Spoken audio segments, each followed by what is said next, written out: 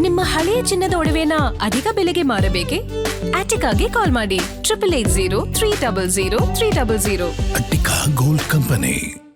ತಾವು ಬೆಳೆದು ತಮ್ಮ ಜೊತೆಗಿರುವಂತಹ ಸ್ನೇಹಿತರನ್ನು ಬೆಳೆಸುವಂತಹ ಗುಣ ಇರುವಂತಹ ಒಬ್ಬ ನಟ ಅಂತ ಹೇಳಿದ್ರೆ ಸ್ಯಾಂಡಲ್ವುಡ್ನಲ್ಲಿ ಅದು ದರ್ಶನ್ ಅವರು. ಸದ್ಯ ದರ್ಶನ್ ಅವರ ಅಪ್ಪಟ ಅಭಿಮಾನಿ ವರ್ಧನ್ ಅವರು ಇದೀಗ ಕನ್ನಡ ಚಿತ್ರರಂಗಕ್ಕೆ ಹೀರೋ ಆಗಿ ಪಾದಾರ್ಪಣೆಯನ್ನು ಮಾಡ್ತಿದ್ದಾರೆ. ಅವನ್ನೇ ಮಾತಾಡಿಸ್ತಾ ಹೋಗೋಣ. ಸಿನಿಮಾ ಟೈಟಲ್ ಏನು, ಅದರ ಬಗ್ಗೆ ಒಂದಷ್ಟು ಮಾಹಿತಿಗಳನ್ನು ಇವತ್ತು ಅವರಿಂದನೇ ಪಡೆದುಕೊಳ್ಳೋಣ. ವರ್ಧನ್ ಅವರೇ ನಮಸ್ತೆ. And first of all congratulations ನಿಮಗೆ. ದೇವಸ್ಥಾನದಲ್ಲಿ ಇವತ್ತು ನಿಮ್ಮ ಸಿನಿಮಾದ ಮುಹೂರ್ತ ಆಯಿತು. ಸಿನಿಮಾದ ಟೈಟಲ್ ನೀವೇ ರಿವೀಲ್ ಮಾಡಿ.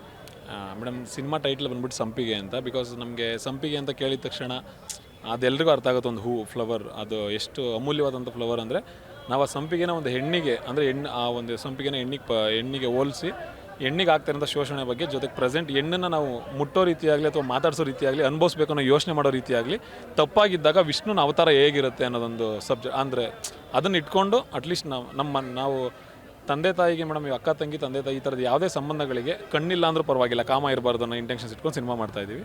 ಸೊ ಖುಷಿ ಇದೆ. ಈಗ ನಿರ್ಮಾಪಕರು ಹೇಳಿದ್ರು 10 ವರ್ಷದ ಹಿಂದಿಂದನೂ ನಾವು ಪ್ಲ್ಯಾನ್ ಮಾಡ್ತಾ ಇದ್ದೀವಿ ಅನ್ನೋವಂಥದ್ದು.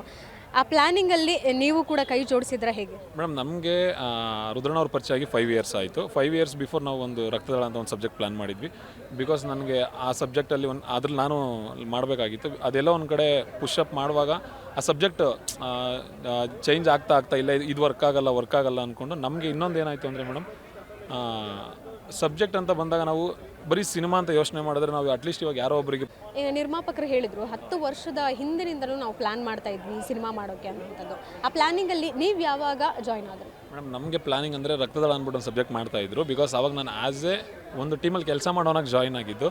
ನನ್ನ ಪರ್ಫಾರ್ಮೆನ್ಸ್ ವೈಸ್ ಜೊತೆಗೆ ನನ್ನ ಹಾರ್ಡ್ ವರ್ಕ್ ನೋಡಿಬಿಟ್ಟು ಇಲ್ಲ ನೀನೇ ಮಾಡು ಅಂತ ಹೇಳಿ ಸಪೋರ್ಟ್. ಬಿಕಾಸ್ ನನಗೆ ಅದು ನನ್ನ ಕನಸಲ್ಲಿ ಇತ್ತು ಮೇಡಮ್, ನನಗೆ ಆಸೆ ಇತ್ತು ನನಗೆ. ಯಾಕಂದರೆ ನಾನು ಊರಲ್ಲಿ ಒಂದು ಕಡೆ ನಮ್ಮ ಹಳ್ಳೀಲಿ ಬದುಕುವಾಗ ನನಗೆ ಆ ಸ್ಟೇಜ್ ಆರ್ಟಿಸ್ಟಾಗೆಲ್ಲ ಕೆಲಸ ಮಾಡುವಾಗ ನನಗೇನೆಂದರೆ ಎಲ್ರಿಗೂ ಒಂದು ಆಸೆ ಇರುತ್ತೆ ಮೇಡಮ್. ಅದರಲ್ಲಿ ಇವಾಗ ಬೇರೆಯವ್ರು ಏನು ಮಾಡೋರು ಅಂದರೆ ರಾಜಕಾರಣಿಗಳ ಮಕ್ಳ ಕೈಲೇ ಆಗಿಲ್ಲ, ನಿನ್ನ ಕೈಲಾಗುತ್ತೆ ಅನ್ನೋ ಒಂದು ಇದು ಬಂತು. ಜೊತೆಗೆ ಒಬ್ಬ ರಾಜಕಾರಣಿ ಮನೆ ಹತ್ರ ಹೋಗಿ ಕೇಳಿದಾಗ ನಿನಗೆಲ್ಲರೂ ಒಂದು ಕಡೆ ಕೆಲಸ ಕೊಡಿಸ್ತೀನಿ ಸಿನಿಮಾಗಿನ ಮೇಲೆ ನಿಮ್ಮಂಥವ್ರಿಗೆ ಯಾಕರು ಅಂತ ಒಂದು ಮಾತಂದಿದ್ರು ಮೇಡಮ್.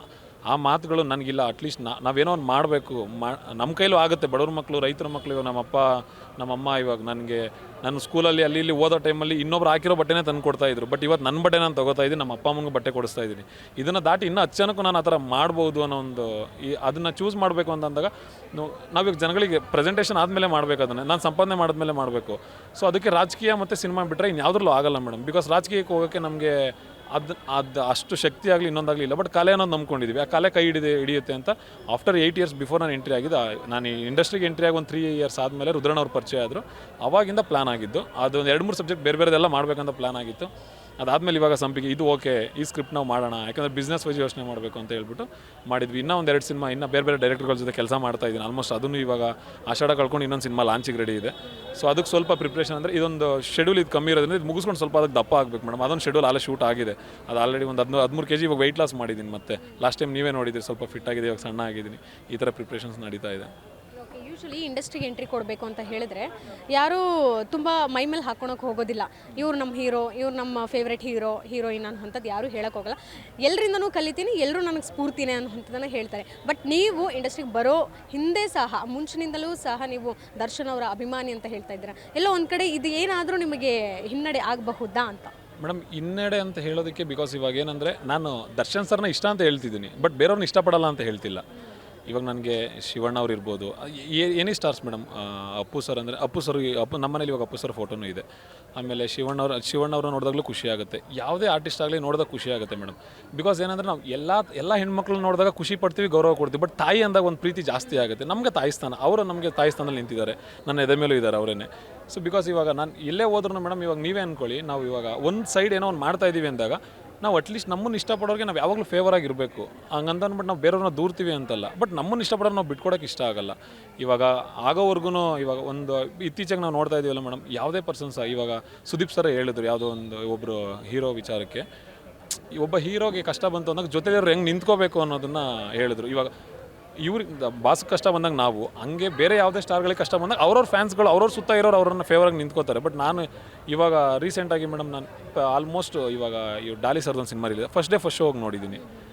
ಅದಾದಮೇಲೆ ಇವಾಗ ಆಲ್ಮೋಸ್ಟ್ ಒಂದು ಹೊಸಬ್ರು ಸಿನಿಮಾಗಳು ಯಾವುದೇ ಇರಲಿ ಮೇಡಮ್ ನನಗೆ ಇಷ್ಟ ಆಯಿತು ಅಥವಾ ಹೋಗಿ ಸಿನಿಮಾನು ನನಗೆ ಬೇಜಾರು ಕಳೆಯೋದೇ ಥಿಯೇಟ್ರಲ್ಲಿ ನಾನು ಮತ್ತಿನ್ನೆಲ್ಲೂ ಅಷ್ಟು ಅಟ್ರಾಕ್ಷನ್ ಇನ್ನೊಂದು ಮತ್ತೊಂದಿಲ್ಲ ಬೇಜಾರು ಕಳೆಯೋದೇ ಥಿಯೇಟ್ರು ಇಲ್ಲಾಂದರೆ ಕಾರಲ್ಲಿ ಮ್ಯೂಸಿಕ್ ಹಾಕೊಂಡು ಸಾಂಗ್ ಹಾಕೊಂಡು ಈ ಥರನೇ ಜೊತೆಗೆ ನಾನು ರೈಟಿಂಗ್ ಅದು ಇದೆಲ್ಲ ಮಾಡ್ತಾ ಇರ್ತೀನಿ ಸೊ ಅದನ್ನು ಬಿಟ್ಟರೆ ಇವಾಗ ನಾನು ದರ್ಶನ್ ಸರ್ ಅಂದರೆ ನನಗೊಂಥರ ದೇವ್ರದ್ದು ನಾನು ಏನೂ ಇಲ್ಲದೆ ಇರುವಾಗ ನಾನು ಅವ್ರ ಮನೆಗೆ ಹೋದಾಗ ಫಸ್ಟ್ ಟೈಮು ಒಬ್ಬರು ಸೂಪರ್ ಸ್ಟಾರ್ ನಾನು ಹೊಸಬ ಸಿನಿಮಾ ಮಾಡ್ತಾನೆ ಅವ್ನು ಪ್ರೂವ್ನೇ ಆಗದೆ ಇರೋಂಥ ಆರ್ಟಿಸ್ಟ್ನ ಹಾಯಿ ಇರೋ ಅಂತ ಮಾತಾಡ್ಸಿದ್ರು ಅದಕ್ಕಿಂತ ದೊಡ್ಡದಿಲ್ಲ ಕೈ ತುತ್ತು ತಿನ್ನಿಸಿದ್ದಾರೆ ನಮಗೆ ನಾವೆಲ್ಲ ಇದ್ರೂ ಗುರ್ತಿರ್ದು ಮಾತಾಡಿಸ್ತಾರೆ ಸೊ ಅವ್ರ ಜೊತೆ ಆ ಬಾಂಡಿಂಗ್ ಬೆಳೆದಿದೆ ಎಲ್ಲರೂ ಇಷ್ಟಪಡ್ತೀವಿ ನಮ್ಮ ತಾಯಿ ಮೇಲೆ ಸ್ವಲ್ಪ ಗೌರವ ಜಾಸ್ತಿ ಇದೆ ಅಷ್ಟೇ. ನೀವು ಕೊಟ್ಟಂತಹ ಒಂದು ಹೇಳಿಕೆ ತುಂಬ ವೈರಲ್ ಆಗಿತ್ತು, ಏನದು ನೀವೇ ಹೇಳಿ ಮೇಡಮ್ ನಾವು ಅಂದರೆ ಬಿಕಾಸ್ ಇವಾಗ ನನಗೆ ಇವಾಗ ನೀವೇ ಹೇಳಿದ್ರಿ ಇವಾಗ ನೋಡಿ ಅದು ಎಲ್ಲೆಲ್ಲೋ ಸಂಪಿಗೆ ಅನ್ನೋದು ಎಲ್ಲೆಲ್ಲ ಸಿಂಕ್ ಆಗಿಬಿಟ್ಟೈತೆ. ನನಗೆ ಅವ್ರ ತಾಯಿ ಸಮಾನ. ಬಟ್ ನನ್ನ ತಾಯಿ ನಾನು ಫಸ್ಟ್ ಇವತ್ತಿಗೂ ನಾನು ಬೆಳಗ್ಗೆ ಎದ್ದ ತಕ್ಷಣ ನೋಡಿದೆ ನನ್ನ ತಾಯಿ ಫೋಟೋ. ಅದಾದಮೇಲೆ ದೇವ್ರಿಗೆ ಫಸ್ಟ್ ತಾಯಿಲೇ ಎಲ್ಲ ದೇವ್ರನ್ನ ಕಾಣೋಕ್ಕೆ ಇಷ್ಟಪಡ್ತೀನಿ ಕೆಲಸದಲ್ಲಿ. ಬಿಕಾಸ್ ನಾನು ಅವ್ರನ್ನ ತಾಯಿ ಸ್ಥಾನದಲ್ಲಿ ಇಟ್ಟಿದ್ದಾಗ ನಾನು ಅದಕ್ಕೆ ಅವ್ರ ಜೊತೆ ಯಾವತ್ತೂ ಡೈರೆಕ್ಟ್ ಮಾತಾಡಿಲ್ಲ, ಬಟ್ ಬಾಸ್ ಜೊತೆ ಮಾತಾಡಿದ್ದೀನಿ. ಅವರು ಬಾಸ್ಗೋಸ್ಕರ ನಾವು ಇಷ್ಟಪಡೋರಿಗೋಸ್ಕರ ಅವ್ರು ಅಷ್ಟು ಕಷ್ಟಪಡ್ತವ್ರು ಅಂದರೆ ಅವರು ಒಂಥರ ತಾಯಿ ಸ್ಥಾನದಲ್ಲಿ ನಿಂತ್ಕೊಂಡು ನಾವು ಮಾತು ಹೇಳಿದೆ, ಅದನ್ನು ಬೇರೆ ಥರ ಎಲ್ಲ ಕನ್ವರ್ಟ್ ಮಾಡಿ ಇಟ್ಸ್ ಓಕೆ ಮೇಡಮ್. ವರ್ಧನ್ ಅವ್ರು ಏನು ಹೇಳಿದರು ಅಂದರೆ ಚಾಮುಂಡೇಶ್ವರಿ ದೇವಸ್ಥಾನ ಆ ದೇವರು ಮೈಸೂರಲ್ಲಿ ಇದೆ, ಹಾಗಾಗಿ ನಮ್ಮ ಬೆಂಗಳೂರಲ್ಲಿ ಆರ್ ನಗರದಲ್ಲಿ ನಾನು ಒಂದು ಸೆಕೆಂಡ್ ನಾನು ಇಡೀ ಕರ್ನಾಟಕದ ಜನತೆಗೆ ಅಂತ ಹೇಳಿಲ್ಲ, ನಮ್ಮವ್ರಿಗೆ. ಬಿಕಾಸ್ ಈ ಥರ ಅವ್ರನ್ನ ತಾಯಿ ಥರ ನೋಡೋರಿಗೆ ಅವ್ರನ್ನ ತಾಯಿ ಥರ ನೋಡೋರಿಗೆ ಇವಾಗ ಅಷ್ಟು ಒಬ್ಬಳು ಹೆಣ್ಮಗಳಾಗಿ ಒಬ್ಬ ಇದು ಯಜಮಾನ್ರಿಗೆ ಅಂದರೆ ಇವಾಗ ಎಕ್ಸಾಂಪಲ್ ಇದು ಗಂಡನಿಗೆ ಅಥವಾ ಒಂದು ಫ್ಯಾಮಿಲಿಗೋಸ್ಕರ ಮಾದರಿಯಾಗಿ ಯಾವ ಲೆವೆಲ್ವರೆಗೂ ನಿಂತ್ಕೋಬೋದು ಅಷ್ಟು ಆ ಹೆಣ್ಮಗಳು ನಿಂತ್ಕೊಂಡಾಗ ಅವ್ರನ್ನ ನಾನು ಚಾಮುಂಡೇಶ್ವರಿ ಅಂದರೆ ಒಂದು ದೇವ್ರಿಗೆ ಹೋಲಿಸಿದೆ. ಬಿಕಾಸ್ ಇವಾಗ ನಾವು ದೇವ್ರ ಹತ್ರ ಹೋದ್ರು ಏನು ಕೇಳ್ಕೊತೀವಿ, ಒಳ್ಳೇದು ಮಾಡು ಅಂತಲೇ ಕೇಳ್ಕೊಳ್ಳೋ. ಆ ಕಷ್ಟದಿಂದ ಪಾರು ಮಾಡಿದ್ರೆ ಅವರು ದೇವ್ರ ಥರನೇ. ಬಿಕಾಸ್ ನಾನು ಆ ಇಂಟೆನ್ಷನ್ಸಲ್ಲಿ ಹೇಳಿದ್ದು, ಅದನ್ನು ಬೇರೆ ಥರ ಮೇಡಮ್. ಮತ್ತು ಇನ್ನೊಂದು ನಾನು ನೆಗೆಟಿವ್ ಕಮೆಂಟ್ಸ್ಗೆ ನೆಗೆಟಿವ್ ಯಾರೋ ಮಾಡಿದ್ರು ಟ್ರೋಲ್ ಮಾಡಿದ್ರು ನನ್ನ ಲೈಫಲ್ಲಿ ನನ್ನ ತಲೆ ಕೊಡೋ ಮಾತೇ ಇಲ್ಲ. ಪಾಸಿಟಿವ್ ಮೇಡಮ್, ಯಾವಾಗಲೂ ಪಾಸಿಟಿವ್ ಆಗಿರೋಕ್ಕೆ ಇಷ್ಟಪಡ್ತೀನಿ. ನಾನು ಯಾವಾಗಲೂ ಪ್ರಾಕ್ಟಿಕಲ್ ಆಗಿರೋಕ್ಕೆ ಇಷ್ಟಪಡ್ತೀನಿ. ಪಾಸಿಟಿವ್ ಓಕೆ ತೊಗೊಂಡಿದ್ದೀರಾ ಬ್ರೋ, ಇಟ್ಸ್ ಓಕೆ, ಪರವಾಗಿಲ್ಲ.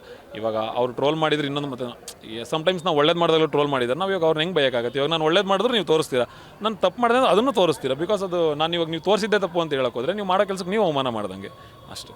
ಓಕೆ, ಈ ಸಿನಿಮಾ ಬಗ್ಗೆ ಏನಾದರೂ ಮಾತುಕತೆ ಹಿಂದೆ ಮಾಡಿದ್ರ ದರ್ಶನ್ ಅವ್ರ ಜೊತೆಗೆ, ಕುಟುಂಬಸ್ಥರ ಜೊತೆಗೆ? ಅಂದರೆ ಈ ನೆಕ್ಸ್ಟ್ ಈಗ ಏನೇನು ಪ್ರಾಜೆಕ್ಟ್ ಶುರುವಾಯಿತು, ದಿನಕರ್ ಸರ್ ಜೊತೆಗೆ ಮಾತಾಡಿದ್ರ, ಭೇಟಿ ಮಾಡಿದ್ರ, ಏನು ಹೇಳಿದ್ರು? ನಿನ್ನೆ ಅಣ್ಣನ ಮೀಟ್ ಮಾಡಿದಾಗ ಕ್ಲಾಪ್ ಮಾಡೋಕೆ ಅಣ್ಣನ ಕರೆದಾಗ ಅಣ್ಣ ಇಲ್ಲ ಚಿನ್ನ ಇವಾಗ ಬರೋಕ್ಕಾಗಲ್ಲ, ಡೆಫಿನೆಟ್ಲಿ ಒಳ್ಳೆ ಸಿನಿಮಾ ಮಾಡಿರಿ, ಪ್ರೊಡ್ಯೂಸರ್ನ ಉಳಿಸೋಂಥ ಸಿನಿಮಾ ಮಾಡಿರಿ. ದರ್ಶನ್ ಅಂದರೆ ಅವರು ದರ್ಶನ್ ಅಂತ ಅಂತಾರೆ.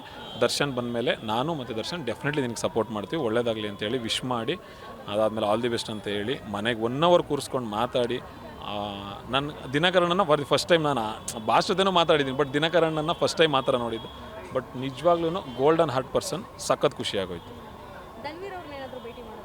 ಇಲ್ಲ ಮೇಡಮ್, ಧನ್ವೀರ್ ಅಣ್ಣನ ಮೀಟ್ ಮಾಡಿದ್ದೀವಿ, ಎದುರುಗಡೆ ನೋಡಿದ್ದೀವಿ, ಮಾತಾಡ್ಸಿದ್ದೀವಿ, ಬಟ್ ಇತ್ತೀಚೆಗೆ ಭೇಟಿ ಮಾಡೋಕ್ಕಾಗಿಲ್ಲ. ಅಣ್ಣ ಸ್ವಲ್ಪ ಏನೋ ಬ್ಯುಸಿ ಇದ್ದಾರೆ, ಜೊತೆಗೆ ಅವ್ರದ್ದೇ ಸ್ವಲ್ಪ ಟೆನ್ಷನ್ಸಲ್ಲಿದ್ದಾರೆ, ಹಂಗಾಗಿ ಭೇಟಿ ಮಾಡೋಕ್ಕಾಗಿಲ್ಲ. ಅಂದರೆ ರೀಸೆಂಟಾಗಿ ವಿಜಯಲಕ್ಷ್ಮಿ ಅವ್ರು ಏನು ಪೋಸ್ಟ್ ಮಾಡಿದ್ರು, ಧನ್ವೀರ್ ಅವರು ಸಹ ದರ್ಶನ್ ಅವ್ರು ಭೇಟಿ ಮಾಡಿ ಬಂದಮೇಲೆ ಸೇಮ್ ಪೋಸ್ಟನ್ನು ಹಾಕೊಂಡಿದ್ರು, ಅಂದರೆ ವ್ಯಕ್ತಿ ಆಗಲಿ. ಸೊ ಹಾಗೆ ಮಾತಾಡೋಷ್ಟು ದೊಡ್ಡವರಲ್ಲ ಮೇಡಮ್, ನಾವು ಅವ್ರ ದರ್ಶನ್ ಸರ್ನ ಪೂಜಿಸ್ತೀವಿ, ಧನ್ವೀರ್ ಅಣ್ಣನ ಗೌರವಿಸ್ತೀವಿ, ಅಷ್ಟರಲ್ಲಿ ಇರಕ್ಕೆ ಮಾತ್ರ ಇಷ್ಟಪಡ್ತೀವಿ. ಅವರ ಅಭಿಮಾನಿಯಾಗಿ ಕನೆಕ್ಟ್ ಆಗಿರೋದಕ್ಕೆ ಈ ಪ್ರಶ್ನೆ ಕೇಳಿದೆ ಅಷ್ಟೇ. ಓಕೆ ಮೇಡಮ್, ಅಲ್ಲಿ ನೀವು ಕೇಳೋದು ತಪ್ಪಿಲ್ಲ, ಬಟ್ ನನಗೆ ಅವ್ರನ್ನ ಪ್ರೀತಿಸ್ತೀವಿ, ಇವ್ರನ್ನ ಗೌರವಿಸ್ತೀವಿ, ಅಷ್ಟಕ್ಕೆ ಮಾತ್ರ ಸೀಮಿತ ನಾವು. ಇವಾಗ ಅಷ್ಟು ಸಾಕು ನನಗೆ. ಇನ್ನು ಚಿತ್ರದ ನಾಯಕಿನ ಯಾವಾಗ ಕನ್ಫರ್ಮ್ ಮಾಡ್ತೀರಾ? ಆಲ್ರೆಡಿ ಆಗಿದ್ದೀರಾ? ಫಸ್ಟ್ ಲುಕ್ ಟೀಸರ್ ಏನು ಅನೌನ್ಸ್ ಮಾಡ್ತೀವಲ್ಲ, ಆದಷ್ಟು ಬೇಗ ಒಂದು ಶೆಡ್ಯೂಲ್ ಮುಗಿಸಿದ ತಕ್ಷಣ ಅನೌನ್ಸ್ ಮಾಡ್ತೀವಿ. ಅವಾಗ 20 ದಿನದಲ್ಲಿ ಶೂಟಿಂಗ್ ಮುಗಿಸ್ತೀನಿ ಅಂತ ಹೇಳ್ತಿದ್ದೀರಾ?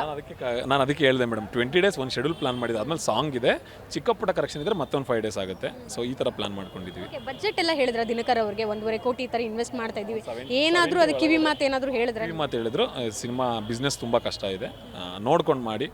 ಒಂದು ಸಿನಿಮಾ ಬಿಸ್ನೆಸ್ ಮಾಡಿಸಿದೆ ಅಂದರೆ ಇನ್ನು 4 ಸಿನಿಮಾ ಬರುತ್ತೆ, ಒಳ್ಳೇದಾಗಲಿ ಅಂತ. ಆಮೇಲೆ ನಾನು ಅಣ್ಣ ನಿಮ್ಮ ಜೊತೆ ಕೆಲಸ ಮಾಡಬೇಕು ಅಂತ ಕೇಳಿದೆ, ಆದಷ್ಟು ಬೇಗ ಮಾಡೋಣ ಅಂದರೆ ಹೀರೋ ಆಗಿ ಆ ಥರದ್ದಲ್ಲ. ಆಮೇಲೆ ಅದು ಹಂಗೆ ಬೇರೆ ಪೋಟ್ರೆ ಆಗಿಬಿಟ್ಟಿತ್ತು.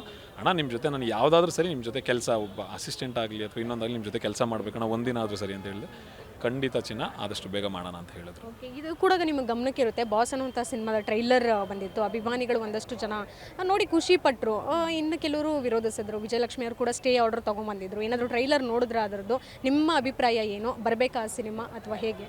ಮೇಡಮ್, ಬರಬೇಕಾ ಬೇಡವಾ? ಇವಾಗ ಅತ್ತಿಗೆ ಅವ್ರು ಸ್ಟೇ ಆರ್ಡರ್ ತಂದಿದ್ದಾರೆ ಅಂದರೆ ಅದ್ರದ್ದು ಇಂಟೆನ್ಷನ್ಸ್, ಅದು ಒಳಗಡೆ ಏನೇನು ನಡೀತಾ ಇದೆ ಅನ್ನೋದು ಅವ್ರಿಗೆ ಮಾತ್ರ ಗೊತ್ತಿರುತ್ತೆ. ಬಿಕಾಸ್ ಈ ಥರ ಸಿಚುವೇಶನ್ಸ್ ಆದಾಗ ಒಬ್ಬ ವ್ಯಕ್ತಿ ಓರಿಯೆಂಟೆಡಾಗಿ ಸಿನಿಮಾ ಮಾಡೋದು ಅಥವಾ ಇನ್ನೊಂದು ಮತ್ತೊಂದು ಅಂತ ನೋಡಿದಾಗ ಈ ಟೈಮಲ್ಲಿ ಅವಶ್ಯಕತೆ ಇರಲಿಲ್ಲ ಅಂತ ನನಗನ್ಸುತ್ತೆ. ಈ ಟೈಮಲ್ಲಿ ಇವಾಗ ಯಾಕಂದ್ರೆ ಅದು ನಡೆದಿರೋದೇನಿರುತ್ತೋ ಅಥವಾ ನಾವು ತೋರಿಸ್ತೋದು ಏನಾಗುತ್ತೋ ಇಲ್ಲ ಅದಕ್ಕೆ ಸಂಬಂಧಪಟ್ಟಂಗೆ ಚಿಕ್ಕ ಪುಟ್ಟದ ಇನ್ಸಿಡೆಂಟ್ ಇದ್ದಾಗ ಜನಗಳ ಮೈಂಡ್ಸೆಟ್ಸ್ ಕೂಡ ಬದಲಾಗುತ್ತೆ. ಸೊ ಈ ಥರದ್ದು ಇದ್ದಾಗ ನಾವು ನಾವು ಸಿನಿಮಾದಲ್ಲಿ ಏನೋ ಒಂದು ಹೇಳ್ತೀವಿ ಅಂದಾಗ ಪರವಾಗಿಲ್ಲ, ನಾವು ಎಂಟರ್ಟೈನ್ಮೆಂಟ್ ಮಾಡ್ತೀವಿ ಅಂದಾಗ ಪರವಾಗಿಲ್ಲ, ಬಟ್ ಒಂದು ರಿಯಲ್ ಸ್ಟೋರಿನ ಹೇಳ್ತಾ ಇದ್ದೀವಿ ಅಥವಾ ರಿಯಲ್ ಸ್ಟೋರಿಗೆ ಓರಿಯೆಂಟೆಡ್ ಆಗಿ ಮಾಡ್ತಾ ಇದ್ದೀವಿ ಅಂದಾಗ ಬಿಕಾಸ್ ಅದ್ರ ಸುತ್ತ ಇರೋಂಥ ಎಲ್ಲರೂ ಲೈಫ್ನ ಯೋಚನೆ ಮಾಡಬೇಕಾಗುತ್ತೆ. ಸೊ ದಯವಿಟ್ಟು ಅವ್ರು ಸ್ವಲ್ಪ ವೆಯ್ಟ್ ಮಾಡಿದ್ರೆ ಒಳ್ಳೆಯದು. Very all the best. ನಿಮ್ಮ ಸಿನಿಮಾಗೆ ಆದಷ್ಟು ಬೇಗ ನಾಯಕಿನ ರಿವೀಲ್ ಮಾಡಿ ಸಿನಿಮಾ ಶೂಟಿಂಗ್ ಮುಗಿಸಿ ಇದೇ ವರ್ಷ ರಿಲೀಸ್ ಮಾಡಿ. Thank you so much madam. Definitely ಈ ವರ್ಷ ಬರೋಕ್ಕೆ ಅಂತಲೇ ಇಷ್ಟು ಹಾರ್ಡ್ ವರ್ಕ್ ಮಾಡ್ತಾ ಇದ್ದೀವಿ, ಆದಷ್ಟು ಬೇಗ ಬರ್ತೀವಿ.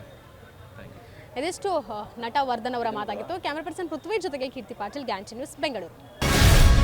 ಗ್ಯಾರಂಟಿ ನ್ಯೂಸ್, ಸುದ್ದಿ ಖಚಿತ, ನ್ಯಾಯ ನಿಶ್ಚಿತ.